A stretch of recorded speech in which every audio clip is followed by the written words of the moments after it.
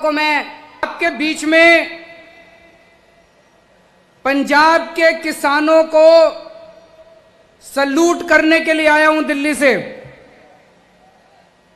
जिस तरह से केंद्र सरकार ने 3 काले कानून पास किए, मोदी सरकार ने 3 काले कानून पास किए, सबसे पहले उसके खिलाफ विरोध में आवाज निकली, पंजाब से आवाज निकली। सबसे पहले पंजाब के किसानों ने उन तीनों कानूनों की खिलाफत करनी चालू करी। पंजाब के अंदर सबसे पहले आंदोलन उठा।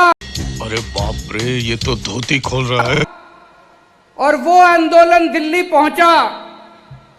जो आग पंजाब के अंदर आप लोगों ने लगाई, आज वो पूरे देश के अंदर आग लग रही है। सारे देश के किसान आज खड़े हो गए आप लोगों के साथ।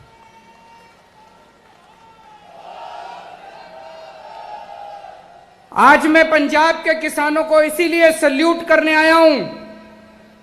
पंजाब वीरों की धरती है। ये आज नहीं, सदियों से जब अन्याय हुआ देश के ऊपर या पंजाब के ऊपर, पंजाब के लोगों ने उसमें लीडरशिप ली है। और इस बार भी तीनों कानूनों के खिलाफ पंजाब के किसानों ने लीडरशिप ली है। मैं सल्यूट करने आया हूं पंजाब के लोगों को कि अब केवल पंजाब के किसानों का आंदोलन नहीं बना, अब ये हर आदमी का, हर औरत का, हर बच्चे का आंदोलन बन गया है। और केवल पंजाब में नहीं, मैं दिल्ली से आया हूं। दिल्ली के घर घर के अंदर ये आंदोलन पहुंच गया है। मैं अभी सूरत गया था। सूरत में आम आदमी पार्टी बीजेपी से 27 सीट जीत गई है।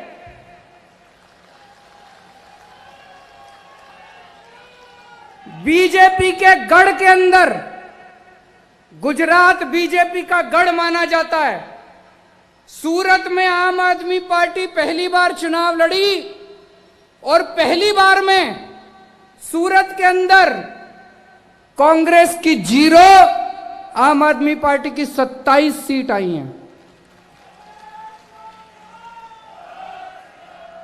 तो मैं अभी सूरत गया था। सूरत के लोगों ने मेरे को कहा कि सर, अगर आप पंजाब जाओ तो पंजाब के लोगों ने को बोल देना पूरे गुजरात के किसान उनके साथ हैं। दिल्ली आपके साथ है, गुजरात आपके साथ है। थोड़े दिन पहले मेरी ममता बनर्जी से बात हुई। उन्होंने मेरे को कहा कि वेस्ट बंगाल के सारे किसान आपके साथ हैं। तो ये लोग जो बोलते हैं कि ये आंदोलन तो केवल 1-2 राज्यों का आंदोलन है, ये 1-2 राज्यों का आंदोलन नहीं है, ये पूरे देश के किसानों का आंदोलन है।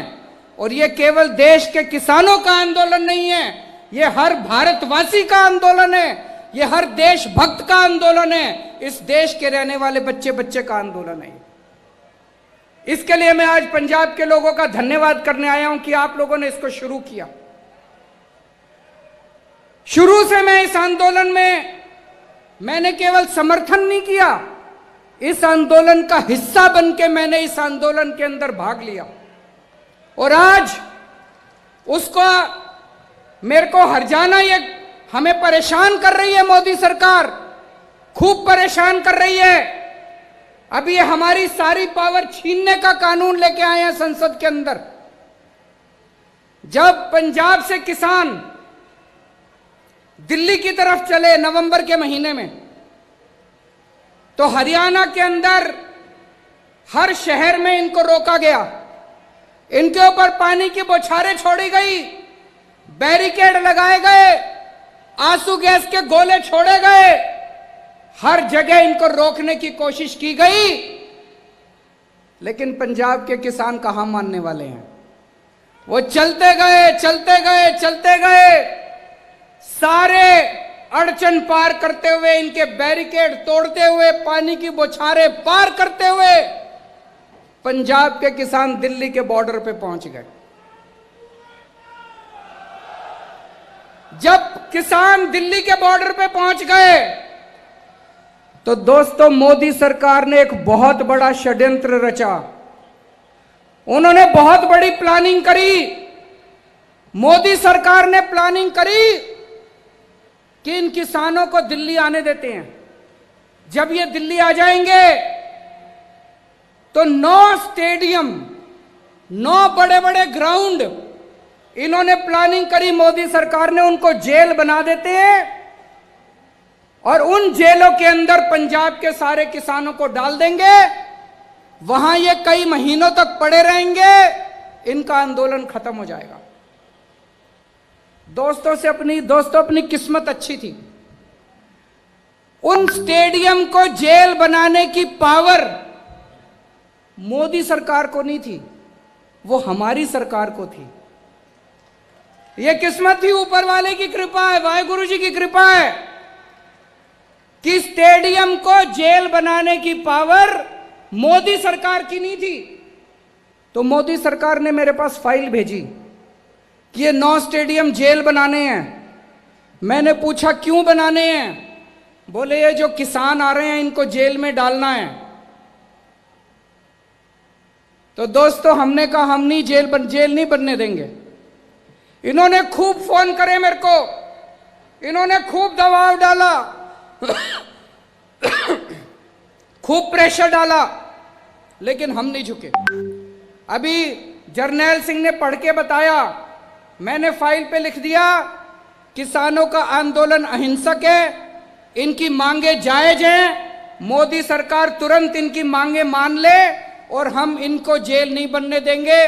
दिल्ली पुलिस की अर्जी हम लोगों ने खारिज कर दी, हम लोगों ने कैंसिल कर दी।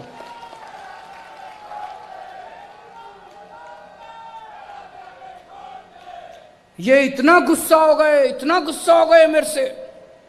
मोदी सरकार खूब नाराज हो गई और उसी का नतीजा है पिछले हफ्ते संसद के अंदर मोदी सरकार कानून लेके आई है कि दिल्ली के अंदर अब से सारी पावर केजरीवाल की नहीं होगी।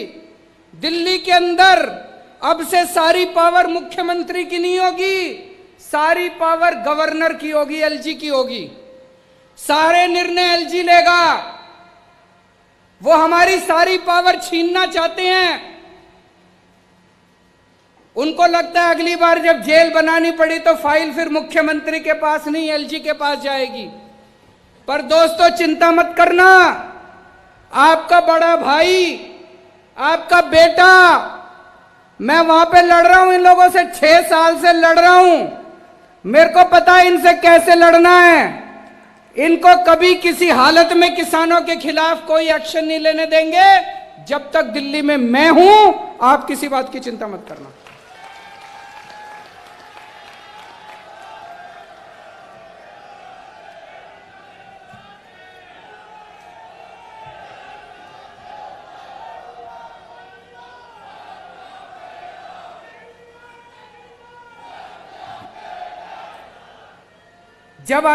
जब बॉर्डर पे किसान आके रुक गए, उनकी सेवा करने के लिए हमारे ये सारे एमएलए, जितने एमएलए बैठे हैं, पंजाब के सारे एमएलए, हमारे एमपी भगवंत मान साहब, हमारे दिल्ली के सारे एमएलए, दिल्ली के सारे एमपी, सबने वहां जाके सेवादार की तरह सेवा की। मैंने सबको बोल दिया वहां जाओगे पार्टी का झंडा नहीं लेके जाना, पार्टी की टोपी नहीं पहन के जाना, पार्टी का नाम भी नहीं लेना, केजरीवाल का नाम भी नहीं लेना। सेवादार बनके वाहेगुरु जी का नाम लेके किसानों के बीच में जाके सेवा करना। इन्होंने सबने जाके रोज सेवा करी। बस हवा निकल गई। और भी बहुत लोगों ने सेवा करी, केवल हमने नहीं। वहां पे और बहुत सारी जत्थेबंदियां हैं, सब लोग ने लंगर लगा रखा है।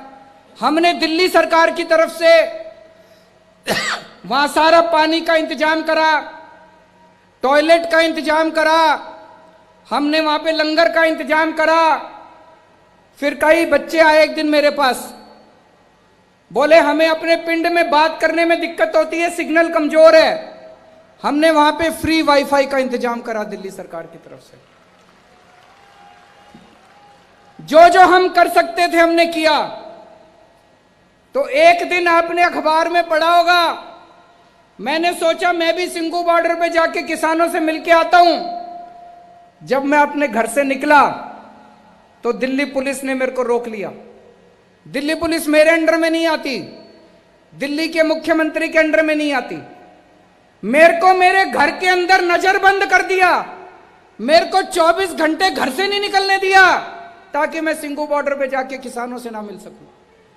लेकिन दोस्तों, मुझे कोई परवाह नहीं है, ये जो मर्जी अत्याचार करें, आप लोगों का लड़ाई, आप लोगों की लड़ाई जायज है, आपकी मांगे जायज हैं, आप सच्चाई के रास्ते पे चल रहे हो, अंत पंत में जीत अपनी होगी।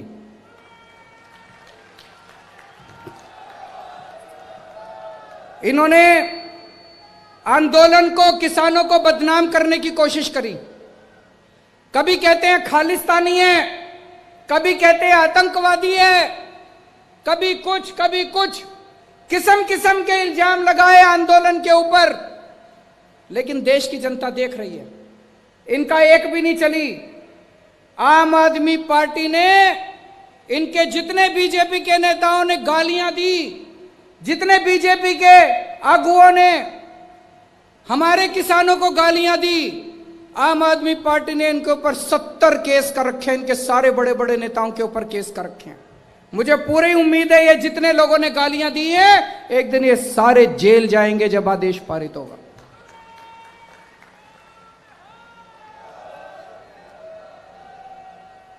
दोस्तों, 70 साल से इस देश के अंदर किसानों के साथ अन्याय हो रहा है, किसानों के साथ ज्यादती हो रही है।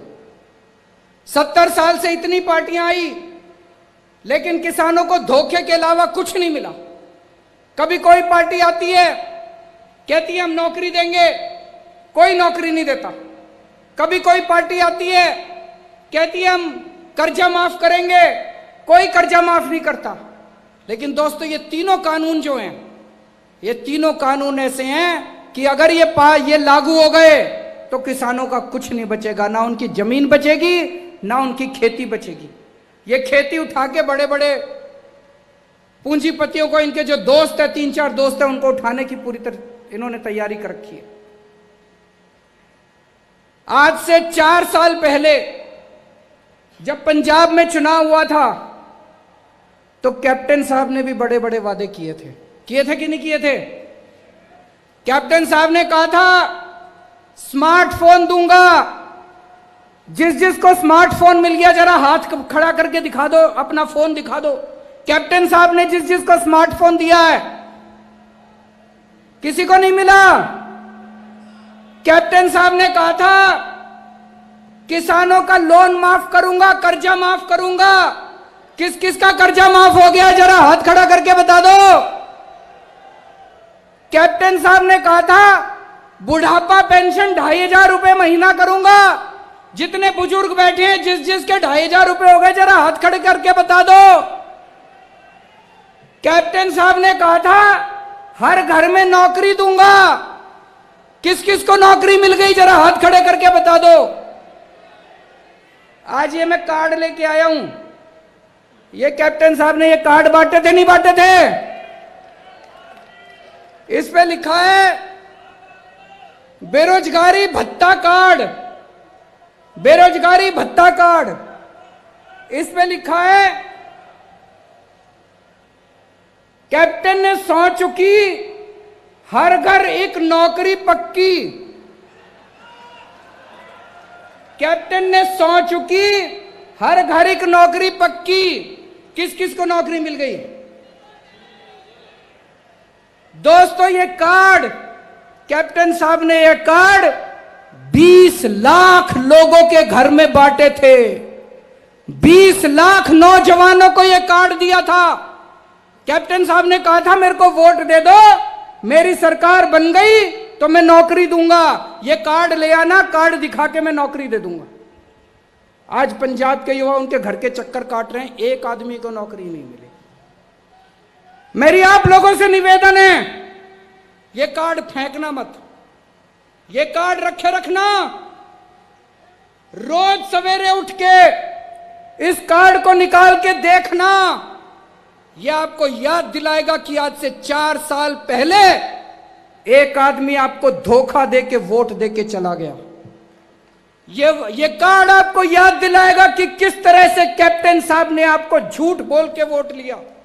ये कार्ड फेंकना मत। अगले 1 साल तक रोज सवेरे उठ के ये कार्ड देखना। मैं आपसे पूछना चाहता हूं कि अगर कोई आपको धोखा देता है तो आप क्या करते हो? उससे बदला लेते हैं।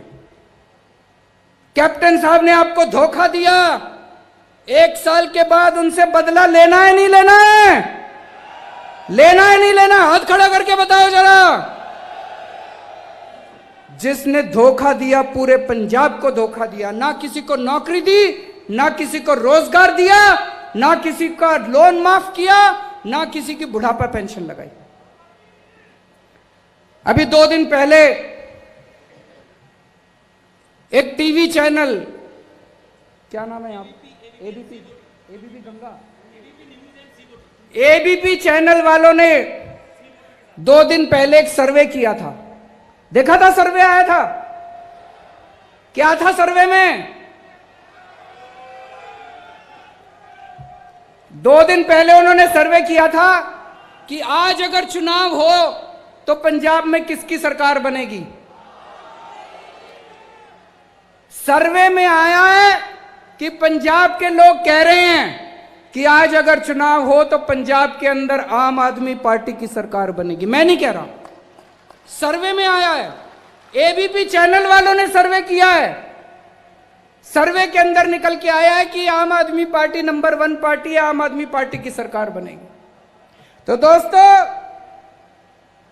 ये कार्ड संभाल के रखना। 1 साल के बाद जब आम आदमी पार्टी की सरकार बनेगी, जिन जिन लोगों को कैप्टन ने ये कार्ड दिया था उनको आम आदमी पार्टी नौकरी देगी।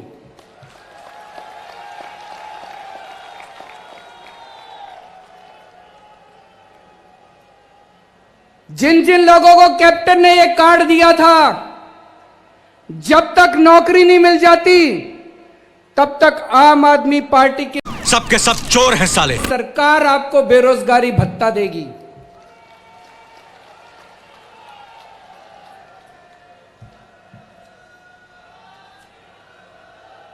कैप्टन साहब ने जितने वादे करे, एक भी वादा पूरा नहीं किया। दिल्ली के अंदर हम भी चुनाव लड़े थे। दिल्ली के अंदर चुनाव के पहले हमने भी वादे करे थे। भाई साहब, एक एक वादा पूरा किया, एक एक वादा पूरा किया। चुनाव दो, दिल्ली में 24 घंटे बिजली आती है, कोई पावर कट नहीं लगता, 24 घंटे बिजली आती है। और बिजली का बिल कितना आता है? ये मैं देख रहा हूं कई लोगों को यकीन नहीं हो रहा। मैं देख रहा हूं कई लोगों के चेहरे फक पड़े हैं अभी, उनको समझ नहीं आ रहा है ऐसे कैसे हो सकता है, बिजली का बिल 0 कैसे आ सकता है। भाई साहब, दिल्ली में 73% लोगों का बिजली का बिल 0 आता है। उनके घर बिजली का बिल नहीं आता, उनके घर बिजली का बिल नहीं आता। 24 घंटे बिजली आती है, चमत्कार है ये। और पंजाब के अंदर इतना बिजली का बिल आता है। तो दिल्ली के अंदर अगर 24 घंटे बिजली आती है, दिल्ली के अंदर 0 बिजली का बिल आता है, पंजाब में बिजली का बिल 0 होना चाहिए नहीं होना चाहिए? ऐसे नहीं होगा, जोर से बोलना पड़ेगा। हाथ खड़े करके बताओ, बिजली का बिल 0 होना चाहिए नहीं होना चाहिए? दिल्ली में हो सकता है तो पंजाब में क्यों नहीं हो सकता? कौन करेगा? कौन सी पार्टी करेगी? कौन सी पार्टी करेगी? चुनाव के पहले मैंने वादा किया था अपने लोगों को दिल्ली में कि मेरे को वोट दे दो, मैं स्कूल अच्छे कर दूंगा। आज दिल्ली के सरकारी स्कूल इतने शानदार हो गए, इतने शानदार हो गए। हमारे गरीबों के बच्चे इतने शानदार स्कूलों में पढ़ते हैं। आज हमारे गरीबों के बच्चे डॉक्टर बन रहे हैं, इंजीनियर बन रहे हैं, एडवोकेट बन रहे हैं। मैं आपसे पूछना चाहता हूं, पंजाब के स्कूल अच्छे होने चाहिए नहीं होने चाहिए? कौन सी पार्टी करेगी? कौन सी पार्टी करेगी? चुनाव के पहले मैंने दिल्ली के लोगों को कहा था, हमको वोट दे दो, हम अस्पताल अच्छे कर देंगे।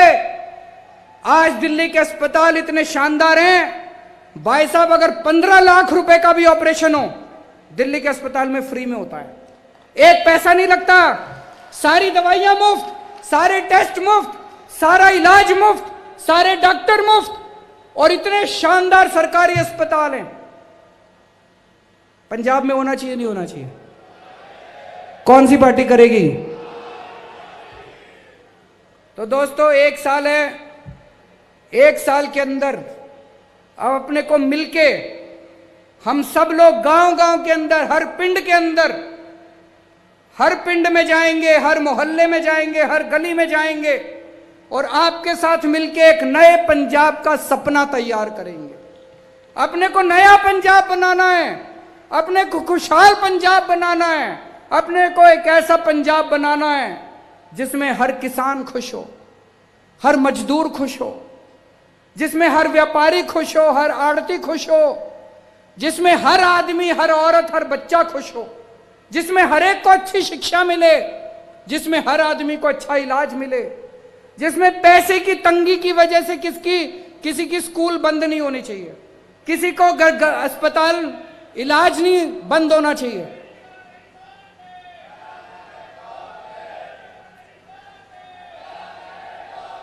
तो हम सब लोगों को मिलकर एक ऐसा पंजाब बनाना है। अगले एक साल में हम सब मिलकर एक ऐसे पंजाब का सपना तैयार करेंगे। उसके बाद आम आदमी पार्टी की सरकार आएगी और आपके साथ मिलकर पंजाब को एक नया पंजाब बनाएंगे, खुशहाल पंजाब बनाएंगे। एक बार फिर से मैं पंजाब के किसानों को कहना चाहता हूं, पंजाब के लोगों को कहना चाहता हूं, हम तन मन धन पूरी तरह से, मैं, मेरी पार्टी, मेरी सरकार किसानों के साथ है। और जब तक ये तीनों कानून मोदी सरकार वापस नहीं लेती, हम चैन से नहीं बैठेंगे। बोले